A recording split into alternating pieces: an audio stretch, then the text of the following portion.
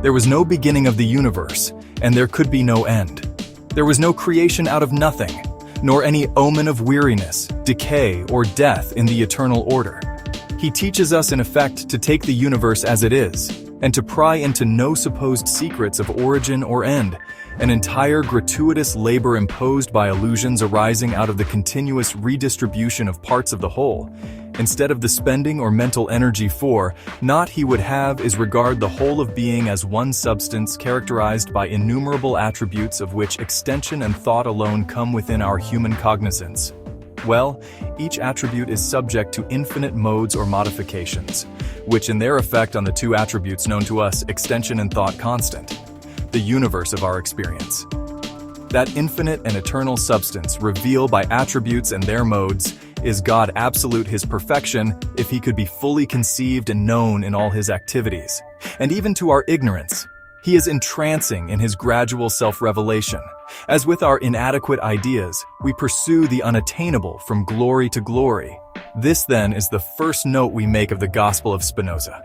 But if anyone thinks that the sacred word gospel is here misused and that such teachings is fatal to piety, let him turn to the 104th Psalm and read from Spinoza's point of view. The cosmic vision of the Hebrew seer true, we can think no longer the supernatural carpenter who works on the beams of his chambers above, or of the mythical engineer who digs deep in the darkness to lay the foundation of the earth. For that is poetry appealing by concrete images to the emotions, but it does not bind the intellect to a literal interpretation, and we are no longer tormented by vain efforts to reconcile with infinite impossibilities that have human personality presented in poetic guise. Vision of the seer is now the suggestion to us of an infinite and eternal being whose attributes by modification take the innumerable shapes of the sun, moon, and stars, and mountains, and river, and tree, and flower, and bird, and beast, and men. Sweep and the floods that roll, and the rocky barriers that stand fast, and the rivers that wind among the hills, and the trees that flourish, and the living societies that gather in fruitful places. The laborers in his vineyard, the sailor in his ship, all are in and of the one eternal being. Echo, not with less, but perhaps with more reverence than the believers in a divine artisan. The words of the psalmist, O Lord, how manifold are thy works in wisdom. Hast thou made them all? The earth is full of thy riches. And the flaming fire and the sweeping flood seem discordant. They existed for the psalmist as well as for us, and they do not seem to have troubled him. And this point, therefore, we need only say that Spinoza's religion of one divine substance, whose unity and variety is holy, ought to stir within us with not less fervor. At least the spirit of the soul must concluding prayer. Let the sinners be consumed out of the earth, and let the wicked be no more. Of extension, as one of the two infinite divine attributes cognizable by us, has with a certain amount of plausibility been urged as a note of materialism.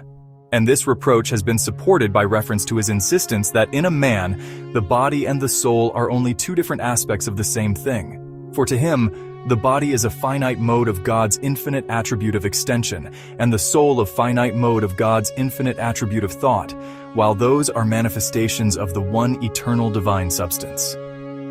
Still, if any way we are to regard God as extended, it seems impossible to avoid the inference that we regard him as identified with matter, or at least a possibility of matter. Sir Frederick Pollock has admitted that this is a weak point in Spinoza's philosophy and Mars, its symmetry, being more concerned with his religion. I am content to point out that such an objection was much more effective in Spinoza's time than it is today. For the whole trend of philosophy during the 19th century was towards a view of extension itself as a mode of thought, and therefore, to where the absorption of one of Spinoza's theoretical divine attributes in the other.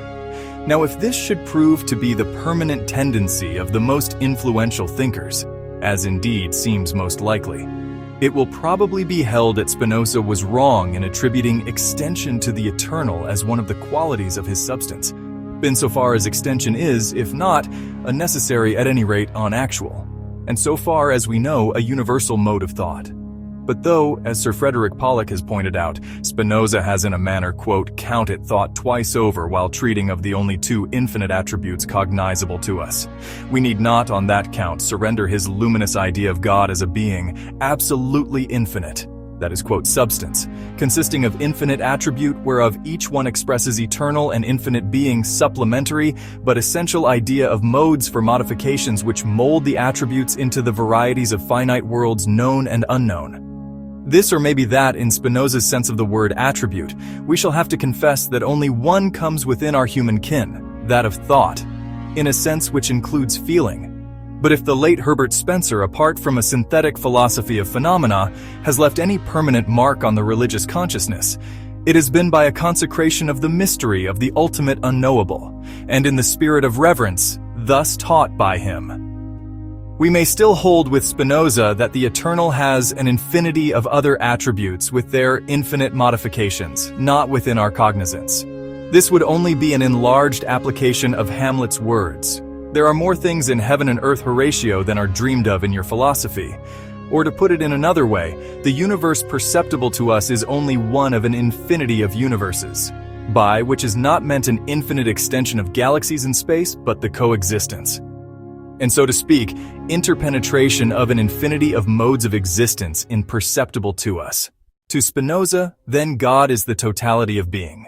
But it is not to be inferred that he identified God with the visible or with any conceivable universe, for either of these must fall far short of infinity, and the being of God is infinite.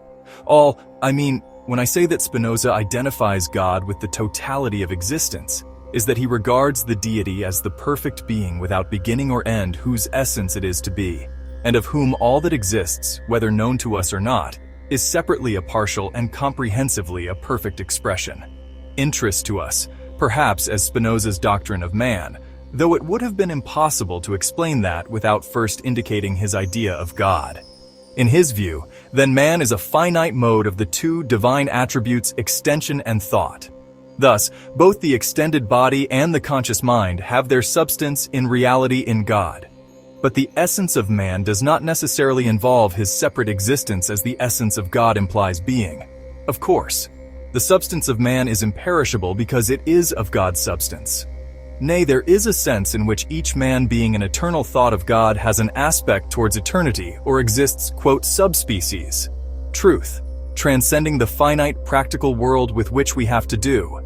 According to Spinoza, what constitutes the real essence of the human mind is the divine idea of a certain individual creature actually existing.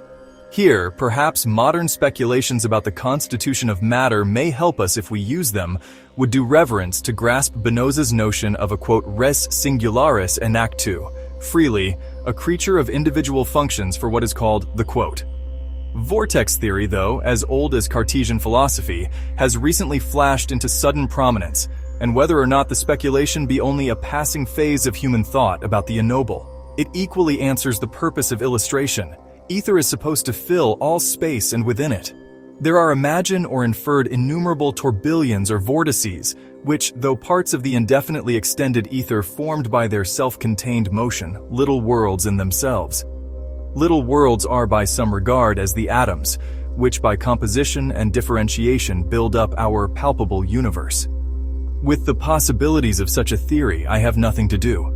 But the notion of the vortex and the ether may perhaps help us to a glimpse of Spinoza's notion when he speaks of the, quote, res singularis in actu, a creature of individual functions. Man was, as it were, an infinitesimal vortex in a phase of attribute of the divine substance. The analogy, like all other analogies, would not bear being pressed. But it does suggest to us a picture of finite individuality and action or function subordinated to unity with infinite substance. If it be said that such an explanation would necessarily include the conscious life of bees and birds, the answer would seem to be that admitting this to be the case.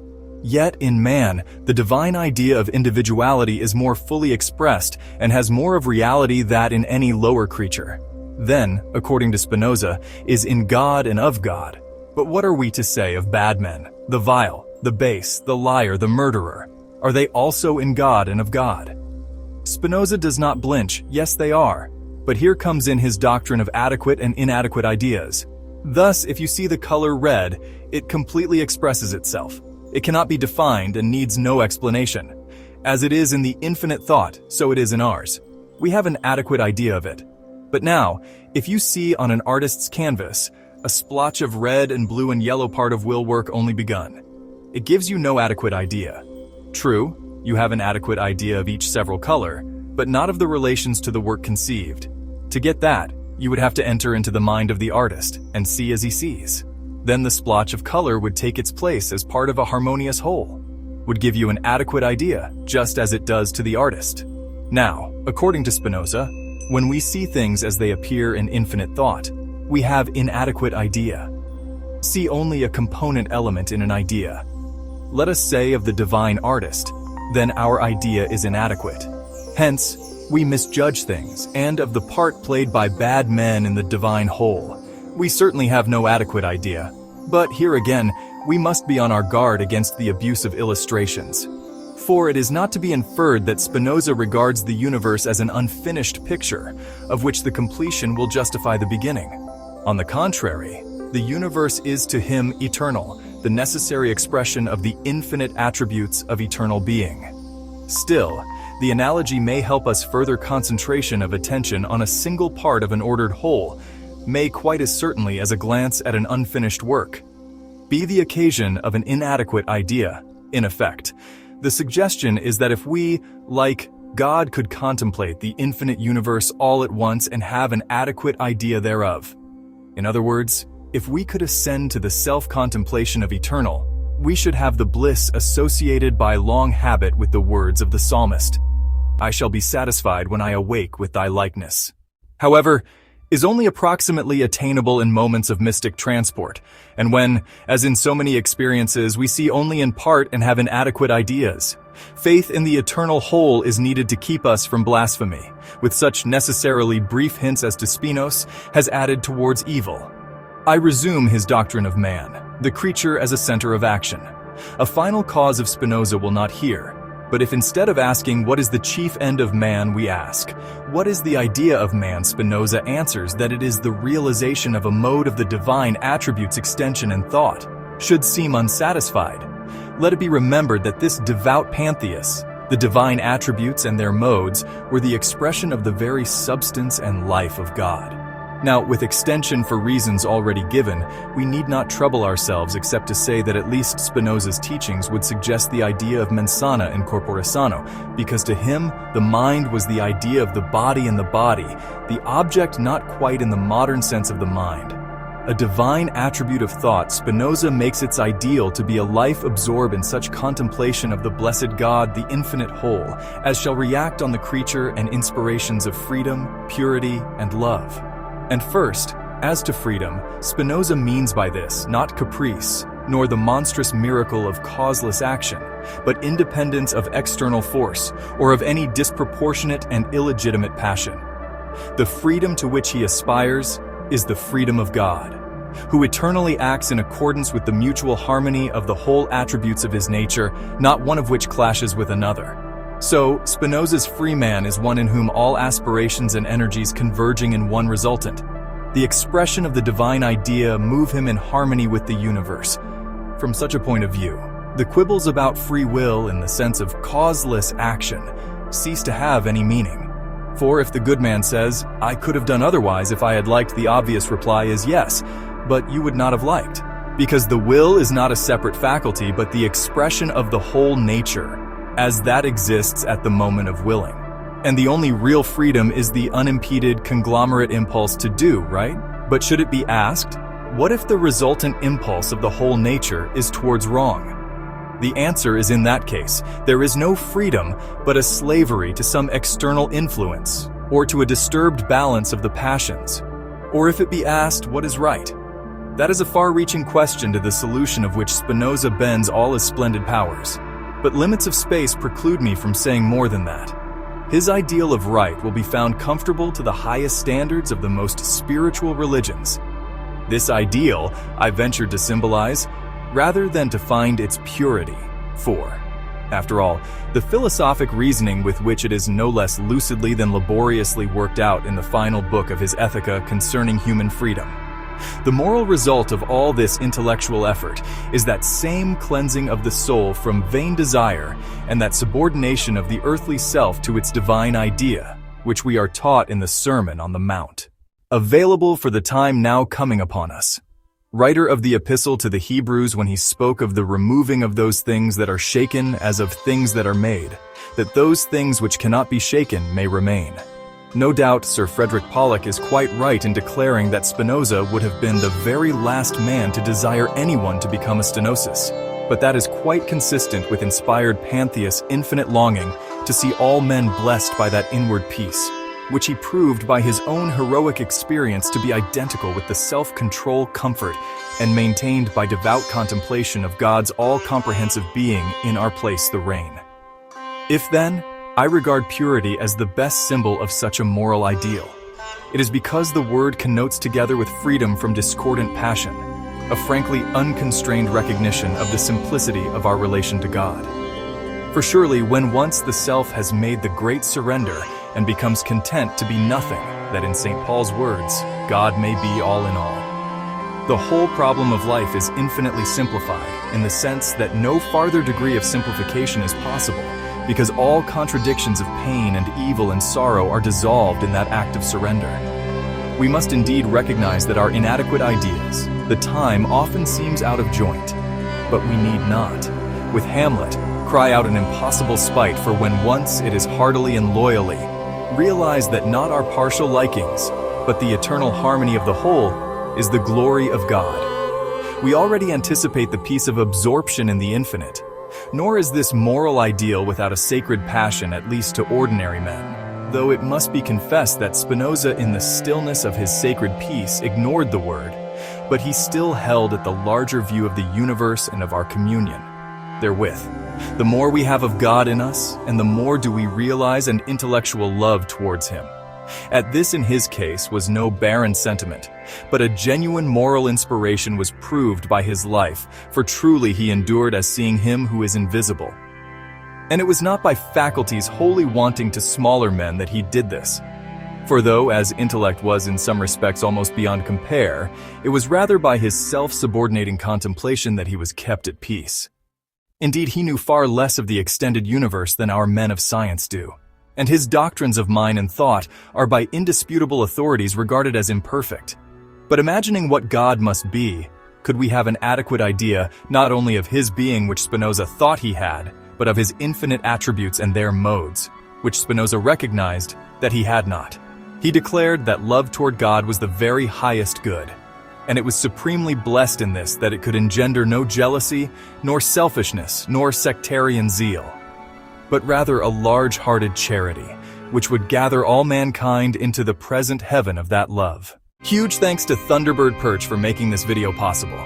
Thank you for watching. Please subscribe, like, and share. Think about it. A new world awaits.